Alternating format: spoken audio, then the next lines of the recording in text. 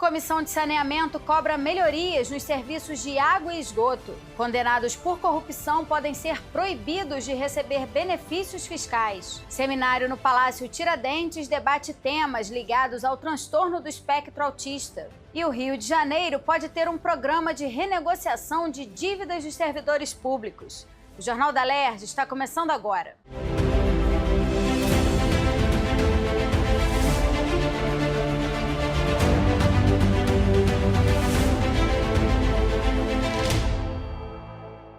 Boa noite.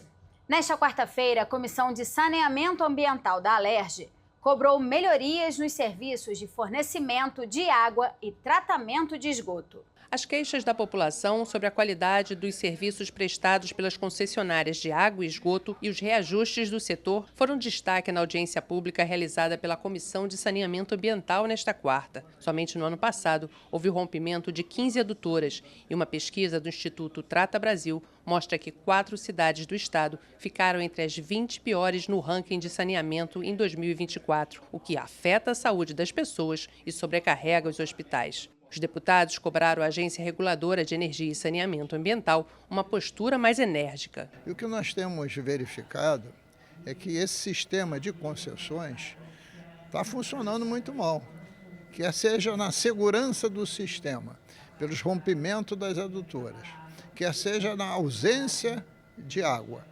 e quer também um olhar muito mais atento no valor das tarifas.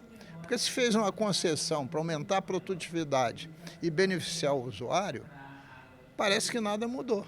Se você vai dando reajustes pontuais fora dos anuais, acima do IPCA, é claro, quando você for fazer o revisional, possivelmente tem que ter voltar dinheiro. Mas até lá, será que o cidadão aguenta com o bolso pagar por um serviço de pouca qualidade e com escassez de fornecimento de água? Segundo o presidente da Genersa, o trabalho vem sendo feito e hoje há mais de 60 autos de infração e de 100 processos contra as concessionárias. Rafael Menezes enfatizou que a agência vem cumprindo seu papel e que as análises devem ser feitas na revisão ordinária prevista para o próximo ano. Foi uma oportunidade para deixar claro que a agência reguladora ela não é responsável pela criação do contrato. O contrato ele foi feito, passou por diversas instâncias, a agência reguladora é responsável pelo cumprimento do seu contrato. Então, hoje, o que ela fez foi implementar o reajuste da forma como está. Tem outros pontos que podem trazer impactos positivos para a concessão, que serão analisados juntamente com outros pontos, e que em sede de revisão ordinária, que acontece a cada 5 anos. Então, nessa oportunidade, é a oportunidade de trazer todos os pontos que possam trazer benefícios para a concessão e até rever aquelas questões que, ao longo do contrato, nós verificamos que precisam ser ajustadas para melhorar a condição da população. Para o diretor da Águas do Rio, Simval Filho, a concessionária atua dentro do contrato, apesar das informações de que moradores de residências sem tratamento de esgoto vêm pagando pelo serviço. É uma oportunidade, de maneira transparente, de prestar conta à população e a essa casa também. As queixas que nós recebemos, nós tratamos dentro do nosso serviço de atendimento ao cliente, nós temos uma área de ouvidoria e é comum que você tenha essas queixas, que nós estamos com 27 municípios, nós somos a maior concessionária de distribuição de água e esgoto aqui do estado.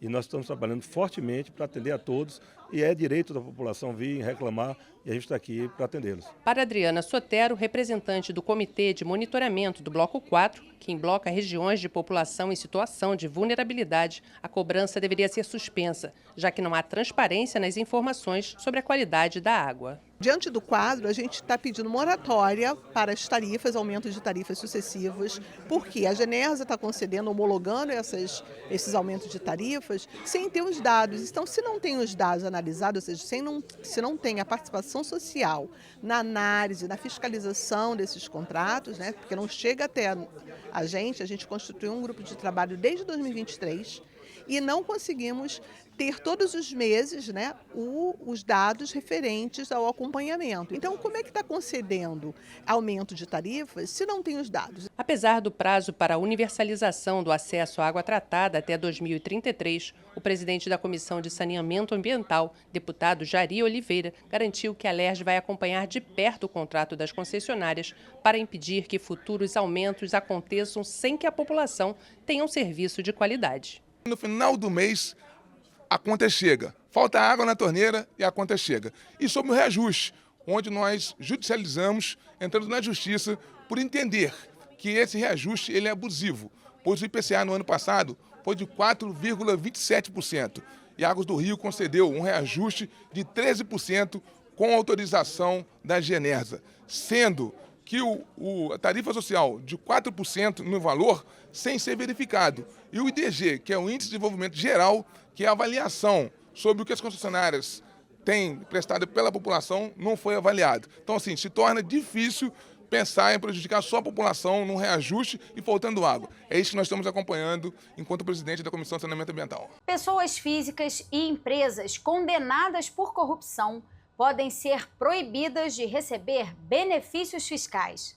A proposta foi debatida pela Comissão de Constituição e Justiça, que analisou nesta quarta-feira quase 60 projetos de lei. Durante a sessão extraordinária, os parlamentares analisaram o projeto de lei do deputado Renato Miranda, que altera a lei que acrescentou o critério de conservação ambiental na divisão do valor arrecadado com o ICMS, incluindo a obrigatoriedade do envio de recursos relativos ao ICMS ecológico para a construção ou reforma de praças e parques públicos para socialização e recreação de cães no estado do Rio. O projeto recebeu parecer pela constitucionalidade.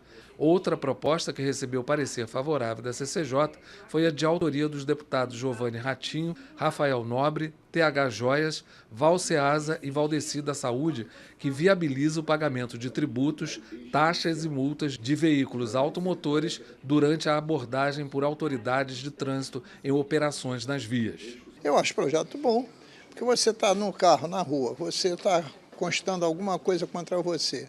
Querem pegar teu carro e rebocar, etc, etc.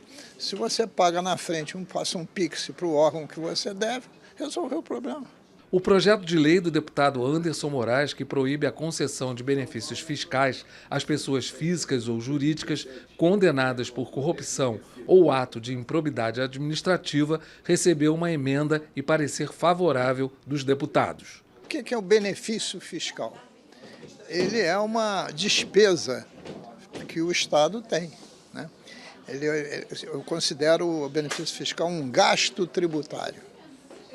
E como é que você vai auxiliar, dando dinheiro do cofre público, quem está condenado por improbidade administrativa, logo é um improbo, ou aquele que está condenado criminalmente?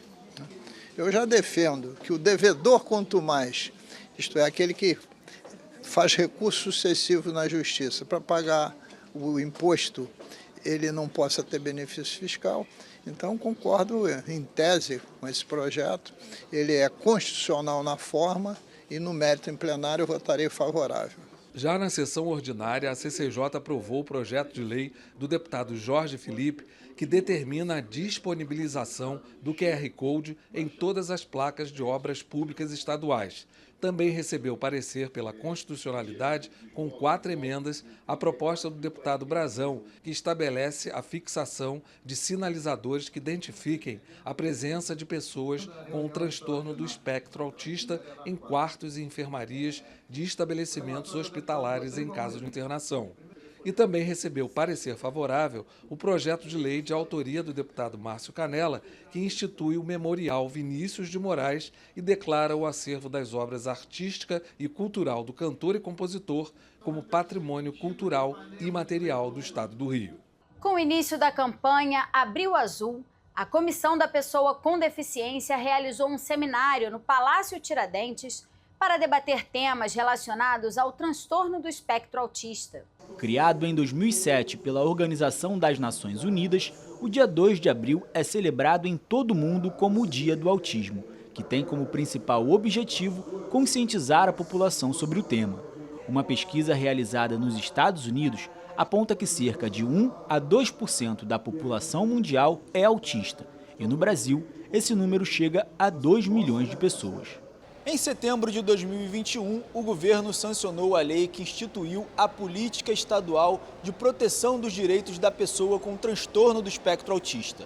Hoje, dia 2 de abril, essa lei ganha um novo reforço: a inclusão do cordão de quebra-cabeça como símbolo oficial de identificação das pessoas autistas no estado. Que não é um cordão de privilégio, não é nada disso, mas que dá protagonismo para as pessoas que de fato usam, o que precisam usar o cordão. Infelizmente tem gente que usa errado, então a lei ela visa proteger o cidadão que de fato tem o transtorno do espectro autista. Sinais de distúrbios do transtorno do espectro autista podem ser percebidos ainda nos primeiros meses de vida, com diagnósticos até 3 anos de idade. São caracterizados por dificuldades na comunicação, na interação social e no comportamento limitado e repetitivo. Não há uma causa específica para o autismo, mas especialistas acreditam que se dá a partir de fatores genéticos. O neurocientista e ex-presidente da SUDERJ, Renato de Paula, falou sobre a inclusão através do esporte e de iniciativas para garantir a inclusão das pessoas com transtorno do espectro autista nos eventos esportivos realizados no estado. Não só no mês de abril, mas no ano inteiro, são essas pessoas que precisam ser valorizadas, são elas que podem amanhã descobrir uma nova vacina, descobrir um novo tratamento. E eu, como amante do esporte, um fisioterapeuta, o esporte muda a vida. A inflamação que acontece na maioria das doenças, mas também no cérebro do autista, ela consegue ser evitada com exercício físico intenso. Então, a SUDERJ tem feito isso, o governo do estado tem proporcionado isso, e você, mãe e pai, o seu filho pode ser um atleta, ainda que ele esteja dentro do espectro. Através da SUDERJ, do presidente Marcos Santos, você pode mandar um direct, suderj.informa, e lá nós vamos te dar toda a dica para você ter um abafador, caso você queira ir no Maracanã, por exemplo, e saber quais são essas práticas esportivas adaptadas através do projeto Florescer no Esporte, que é um projeto para todos, que não só atende a pessoa autista praticando esporte, mas a mãe. Não há uma droga, não há um tratamento, não haverá nenhum programa que seja eficaz se uma mãe autista não for atendida. A subsecretária de Políticas Públicas da Casa Civil, Bianca Pacheco, e a primeira-dama do estado, Analine Castro, destacaram as iniciativas do governo no atendimento às pessoas com autismo, como o Centro de Diagnóstico para a TEA, que em um ano de funcionamento realizou mais de 5.000 consultas. O governo do estado hoje tem o primeiro centro de diagnóstico para diagnosticar as pessoas com autismo. A subsecretaria trabalha toda a conscientização e capacitação dos servidores para fazer o atendimento às pessoas com deficiência e também às pessoas com autismo. No Detran nós temos um espaço sensorial para fazer o acolhimento e atendimento da melhor forma possível para a mãe e para a pessoa com autismo. Lembrando que o capacitismo é crime e que as pessoas se conscientizem sobre esse tema, sobre essa pauta que é importantíssima. O dia da gente dialogar, falar com as famílias, falar para a sociedade, é o dia que a gente precisa da escuta, né? A verdadeira escuta ativa, porque só assim a gente consegue, sim, construir uma política pública, a gente consegue conscientizar a sociedade, transformar a sociedade, construir uma sociedade inclusiva, uma sociedade, eu acho que a gente tem que trabalhar muito com a empatia, né, pelo outro, e só assim a gente vai verdadeiramente fazer a inclusão dessas pessoas na sociedade. Para o deputado Fred Pacheco, presidente da Comissão da Pessoa com Deficiência, realizar esse seminário no histórico Palácio Tiradentes é fundamental para mostrar que o Parlamento Fluminense está atento e agindo sobre esse tema. Foi enriquecedor, né, as autoridades, as pessoas, e sobretudo pais e mães que vivem a realidade. E o debate ele traz o tema ao protagonismo necessário. A gente precisa colocar isso à luz, né, para trazer com que de verdade a gente possa alcançar soluções. E eu digo que é um aprendizado enorme, né? Você vê as duas profissionais que vieram aqui, duas médicas, uma delas autista, quer dizer, vive na pele, psiquiatra e autista, quer dizer, vive na pele essa condição. Ela falou muito sobre isso. Então, de ter a importância do diagnóstico precoce, o tratamento, a evolução do ser humano, né, sem os estereótipos. Então isso faz com que de verdade a gente veja esperança nesse mundo. Veja agora no nosso Giro de Notícias.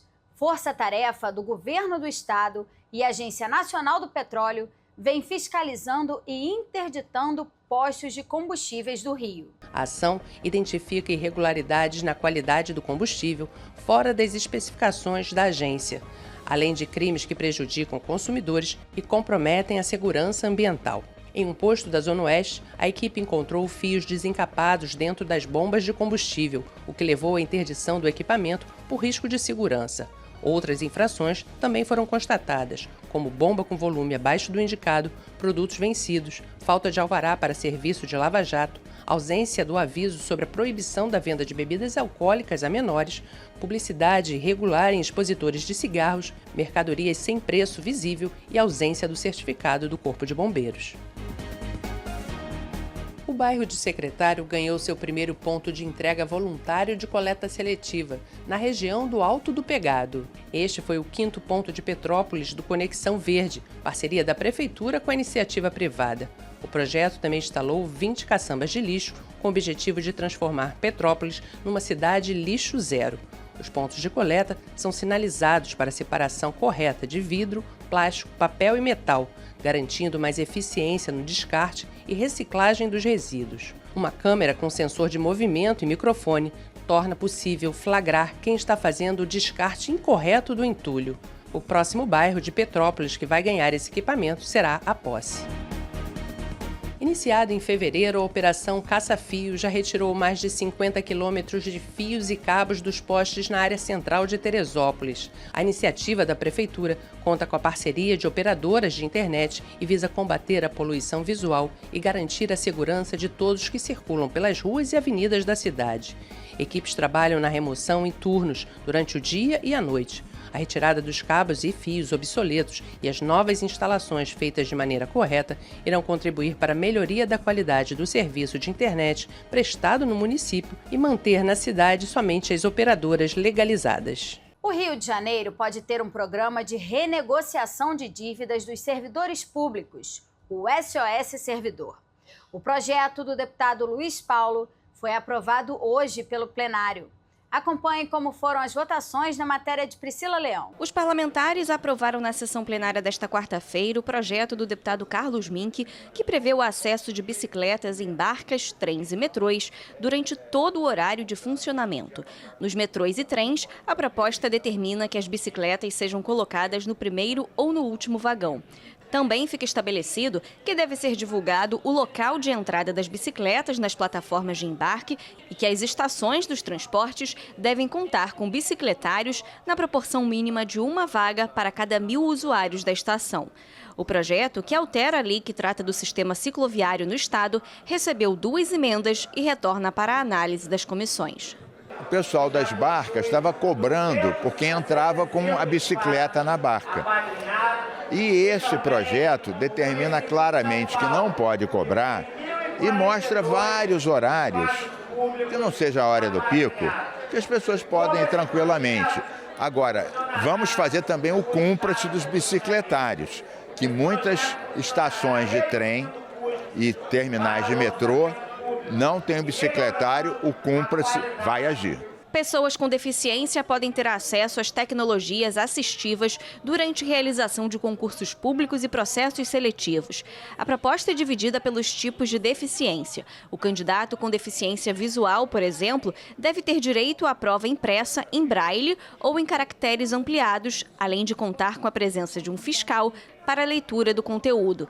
Já o candidato com deficiência auditiva vai ter autorização para utilizar aparelho auricular. A prova para essas pessoas também pode ser gravada em vídeo por fiscal intérprete de Libras e as salas devem ser de fácil acesso, com mobiliário adaptado aos candidatos com deficiência física.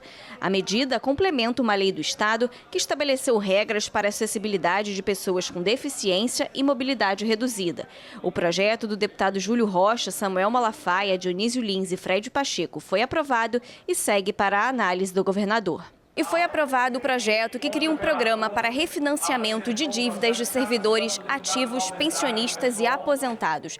O SOS Servidor vai permitir a unificação de diferentes dívidas que poderão ser pagas através de um novo crédito consignado que terá novas regras de pagamento.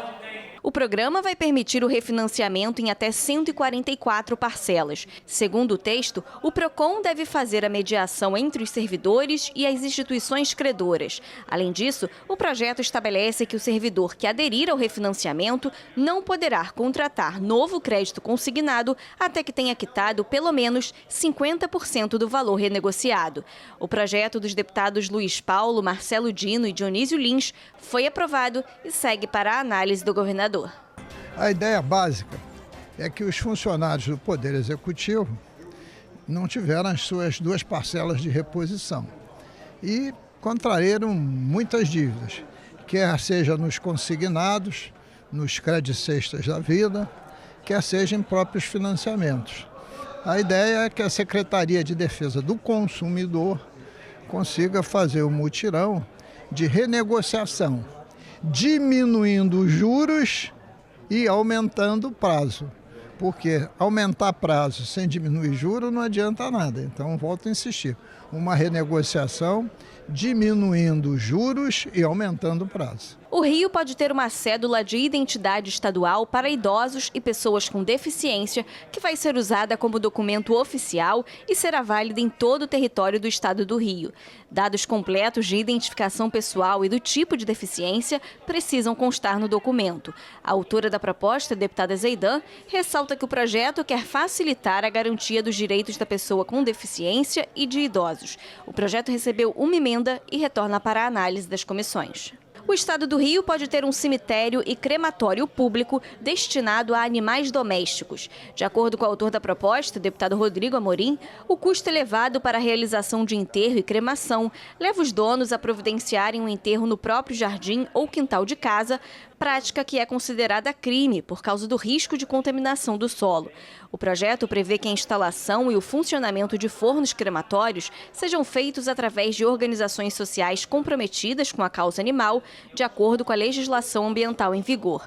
O projeto foi aprovado e retorna para a segunda discussão. É uma pauta relevante, não só pelo carinho com os animais, mas é uma questão de meio ambiente, é uma questão de saúde pública. Então, toda vez que se tem uma iniciativa que visa salvaguardar a defesa dos animais, está se propiciando um bem-estar melhor para toda a sociedade, para todo o Rio de Janeiro. Esse projeto visa estabelecer esses locais com controle por parte do Estado, mas que possam ser locais adequados para que os cadáveres dos animais possam ter a cremação, ter o enterro nos lugares apropriados. Tem que ser uma política pública, então por isso a ideia do projeto de lei, e que eu tenho convicção que vai se tornar lei e vai se tornar uma realidade no Rio de Janeiro. E pode ser criado no Rio o programa de apadrinhamento de espaços públicos. O projeto visa a conservação de espaços de lazer, cultura, recreação e esportes, custeada por pessoas físicas ou empresas. De acordo com a proposta do deputado Vinícius Cozzolino, o apadrinhamento pode ser integral ou parcial, sempre sujeito à aprovação prévia dos órgãos públicos.